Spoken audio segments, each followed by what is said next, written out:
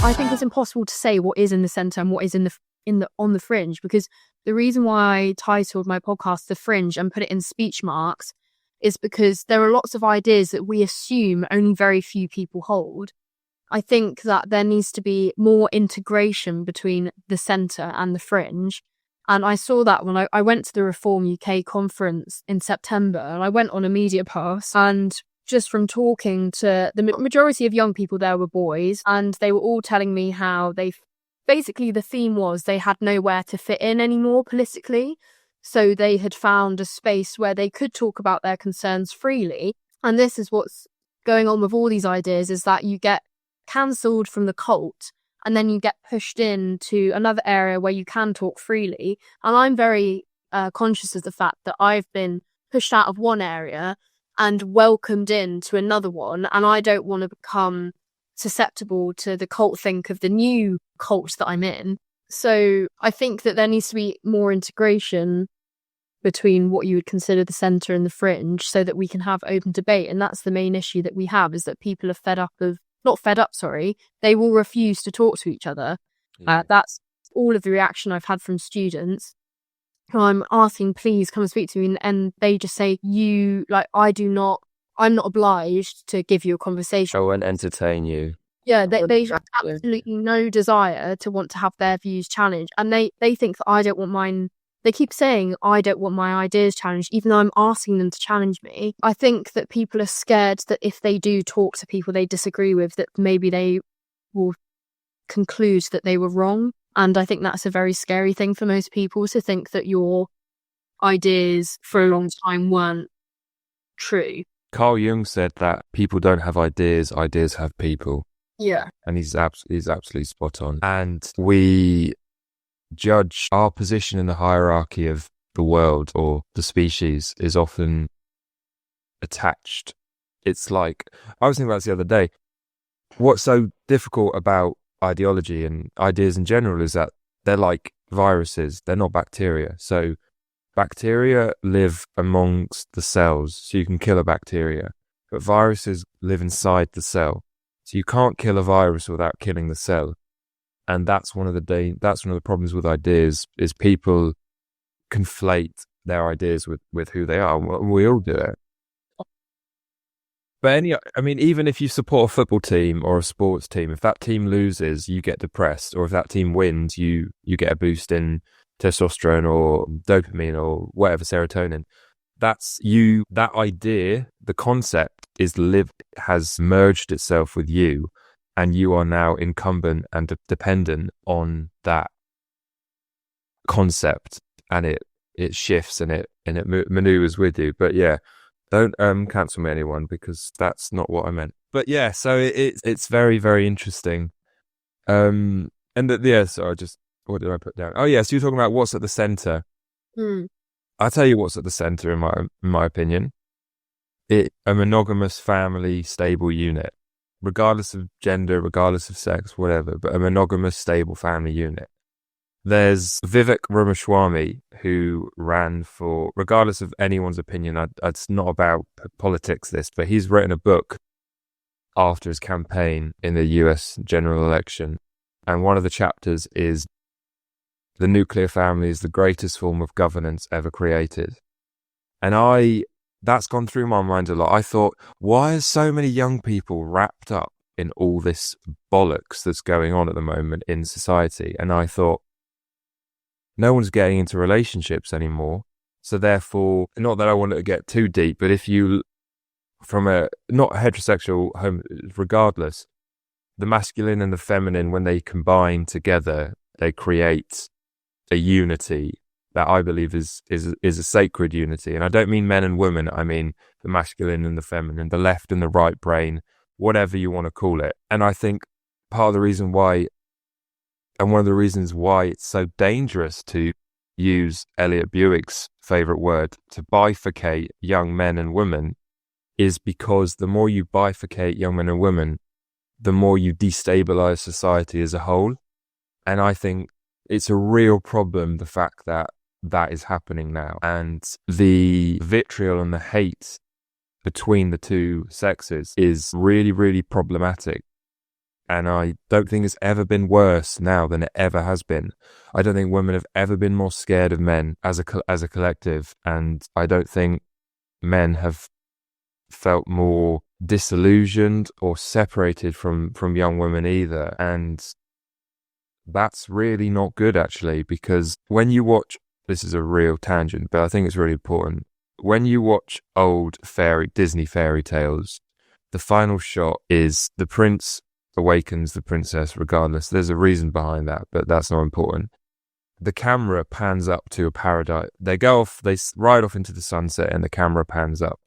And everyone views that as through the feminist lens of, oh my God, isn't it wrong?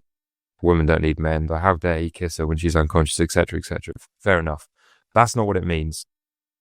It means that the masculine and the feminine awaken each other for different reasons. And it means that when they're successfully combined, that's when paradise is created. That's what I believe, I think. And that's true psychologically, socially, societally. That's the same thing. What's your opinion? And what do you think the potential problems are that could ensue as a result of this bifurcation of young men, not even with regards to politics, just in general? I think it's possibly just another symptom of, in general, society is becoming so polarized in every aspect, whether it's politics, general ideas, and those things seem to be split by sex as well. The right being predominantly male and the left being predominantly female. I don't know how much. I actually think a lot of it comes down to technology and the fact that young people have smartphones, and so they're less inclined. They don't have to speak to each other face to face. I mean, I don't know if it was like this. I don't know how old you are or what it was like for you when you were in like early years of secondary school, but in year 7. 25. Okay. 25.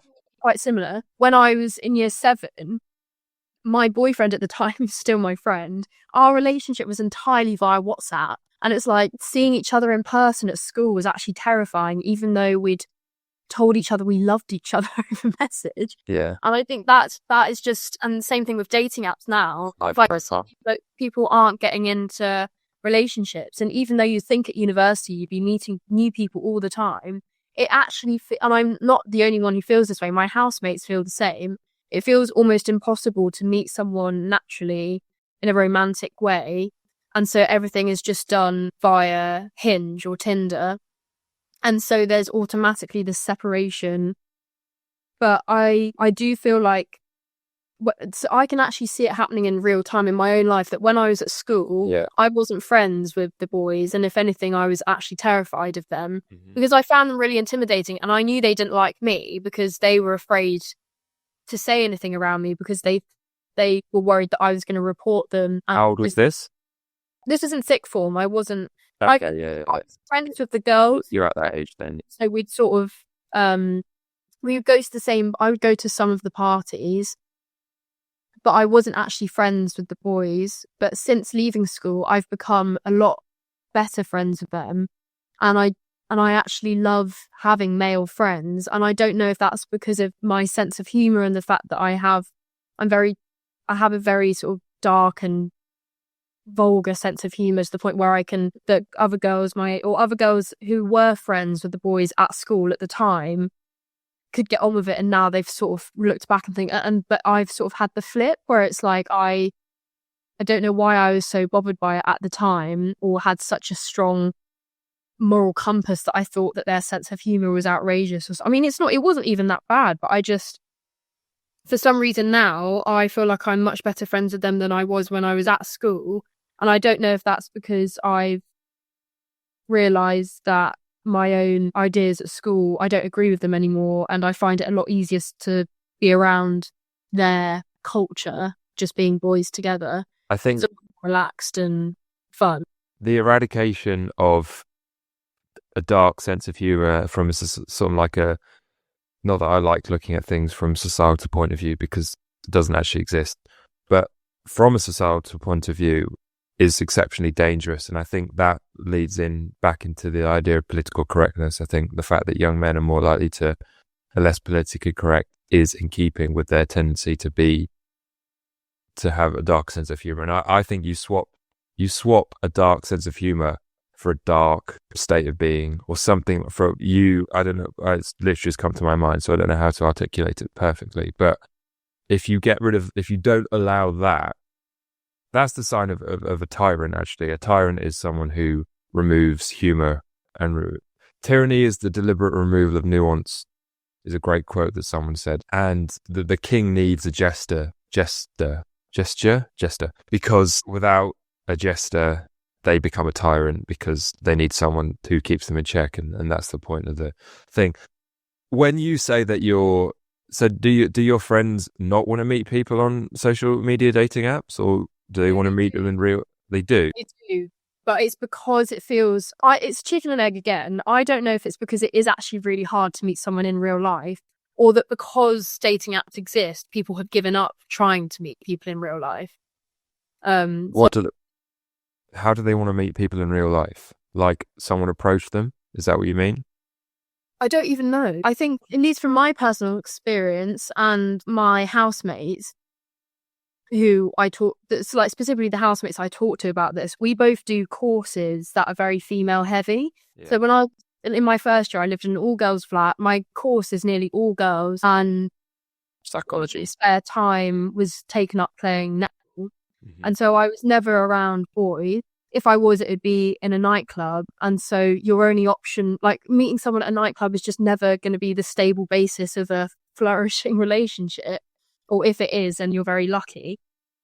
I think, it's just I think people have become very insular in their friend groups, and it's very tribal-like. The idea of mixing friend groups where you'd meet a friend of a friend seems to be not a thing. Like when my parents talk about how they have all their friends met their partners, it was always through people that they already knew. But that just doesn't seem to happen anymore, and people are sort of less keen to socialise in general. So you're never meeting new people in a way that it's not complete. It's like you've not had to go up to them randomly. It was an organised event where people from different groups were invited. So it wasn't random that you were all sat together and ended up talking to each other. Like that to me just seems to happen very rarely. When you look at the rise of someone like the bald, I'm not going to say his name because I don't think you can say his name, but someone like the bald man from Romania, you when you delve deep into why that occurs, you can kind of see the logistics and the logic behind it, because I believe that the psyche and then the collective unconscious or conscious is always looking for some sort of equilibrium. So one of the things I've noticed a lot is the amount of young women, not even young women actually, but women in general, that dye their hair blonde, put fake eyelashes on, and get their lips done. And I look at that and I think, you're trying to be the archetypal woman. You're trying to feel more feminine. And why is that? It's because society is trying to make you more masculine. And there's something in you that is saying either that, or it's another example of an MPI. And obviously this is a very sort of rogue comment, but I think there's something going on there where it's like you feel your femininity feels undermined. So you're trying to make yourself feel more feminine, because those are traditionally feminine features, because blonde hair is associated with youth and etc., etc., etc.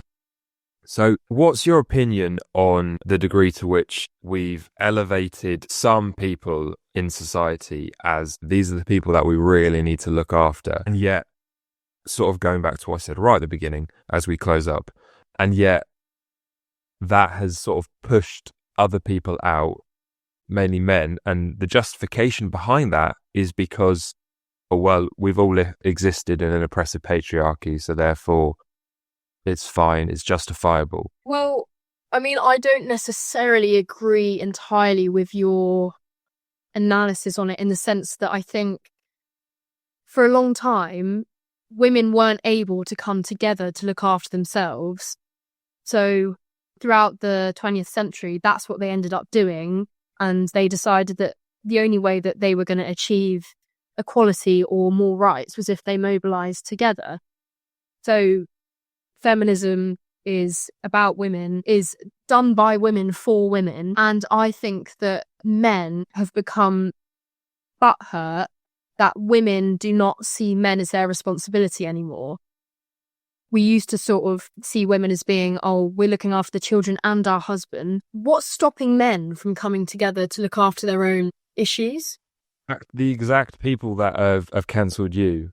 So the Tin Man was speaking about in Loughborough University, a group of people came together and said, we're going to put together a group for men, because all the things I listed at the beginning. That was cancelled, and they were demonized because they said, how dare you make a group supporting the oppressive people that have been ruling over us, which actually isn't true. Going back to, it is true, but the relationship between a man's sort of relationship and sexual success and his socio-economic status is 0.7. That is basically unheard of. There is nothing in any other aspect of sociology where you find a correlation that high. The more and more I think about the world, I think the idea of social constructivism is exceptionally dangerous because it basically justifies everything, and it teaches people, tells them if there's a problem, young men are suffering and these people are suffering, etc. The problem is never the problem isn't with society, the problem is with the people. Yeah. What did you just say? Because you said something really good. What's stopping men from coming together? Okay. Helping each other. And you said the same people who've cancelled me. Yes. I say, and what you've said about that example in Loughborough, obviously I think that's completely wrong what happened there. I think it still feels like men are sort of expecting women to help them for International Men's Day.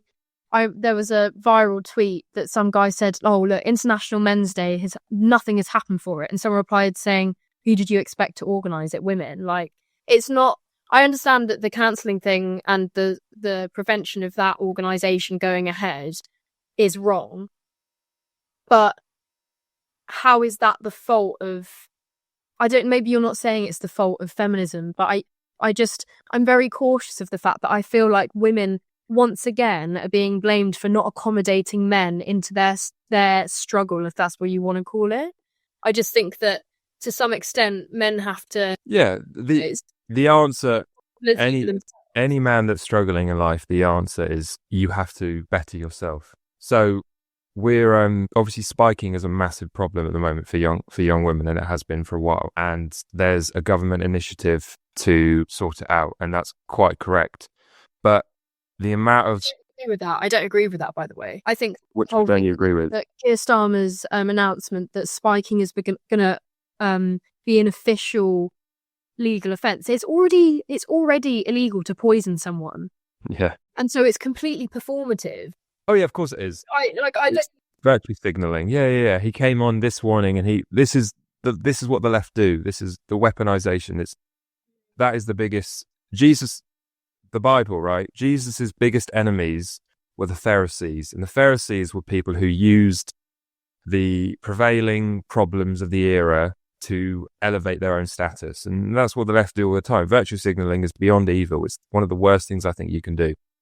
And it's all linked in everything we've spoken about today.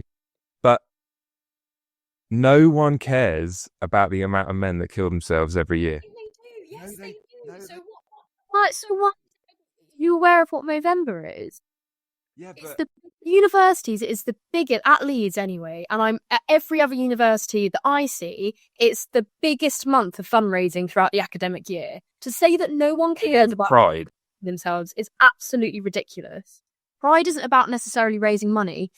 Movember is all about raising money and raising awareness about men who kill themselves, which is great. I think it's great that we're raising awareness about it. But to say that no one cares I'm sorry, but that is absolutely ridiculous. Do you think so? Absolutely. Did you go to university? Yes, I did. Did you not have Movember? Was it not a massive thing? No. Not what... What our sports societies do for Movember is absolutely incredible. And again, maybe it's Leeds, but all of my friends who are at university. How could the men's group be cancelled in Loughborough if everyone cared? No, I find it unbelievable that was the case. Maybe I don't know it I don't know the case in detail, but I know that I know people at Loughborough who spent the whole month fundraising for Movember, running ridiculously high, like running such a ridiculous amount of kilometres in 1 month to raise money for Movember and pushing their bodies to extremes. Like the cricket club at Leeds, every year they raise, I think they must have raised, maybe they raised at least over £2,000 this Movember. They do a 24-hour charity run every Movember. They run for 24 hours as a club in stints, as well as everything that's on the last day. And they do so much for it. Yeah, to say, and everyone growing moustaches, weekly updates, and they're always asking for donations, and they put on events to encourage people to talk about their mental health.